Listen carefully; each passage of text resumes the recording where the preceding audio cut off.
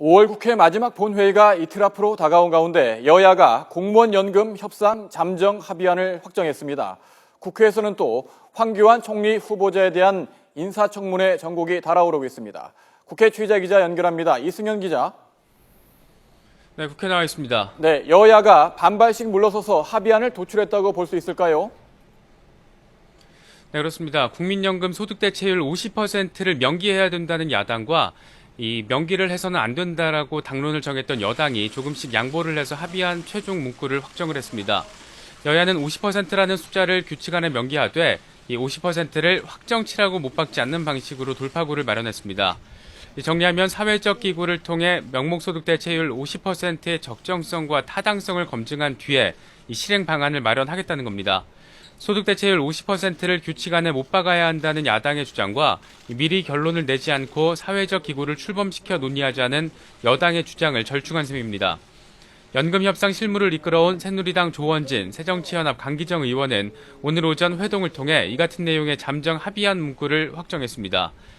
이에 따라 내년부터 70년 동안 333조 원 재정 절감 효과가 있는 공무원 연금 개혁안과 또 국민연금 소득대체율 50%의 당위성을 따지는 사회적 기구 구성안이 모레 본회의에서 처리될 토대가 마련이 됐습니다.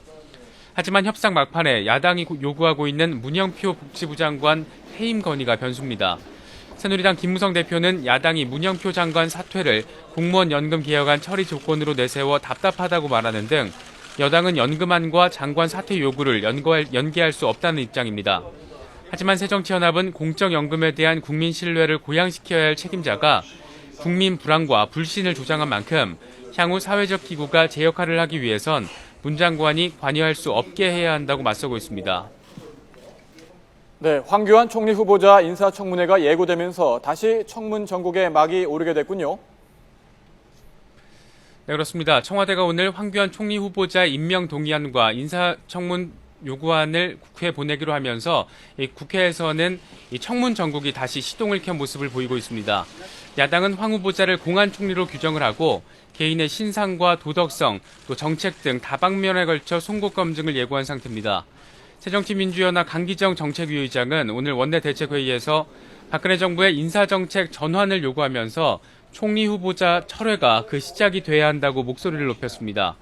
반면 여당은 황 후보자가 이미 법무장관 청문회를 통해서 도덕성과 업무 능력이 검증이 됐다며 이번 정부의 총리 잔혹사를 끊겠다는 입장입니다. 새누리당 박민식 의원은 YTN 라디오와의 인터뷰에서 야당이 내용을 겪고 있는데 황 후보자에게 흠집을 내면서 분열에 대한 관심을 외부로 돌리는 측면이 있다고 주장했습니다. 본격적인 검증이 시작이 되면서 정관 예우에 따른 과도한 수임료 논란, 또 기부 약속 이행 여부, 그리고 병역 면제를 둘러싼 의혹 등이 주요 쟁점으로 떠오르게 될 것으로 전망됩니다. 지금까지 국회에서 YTN 이승현입니다.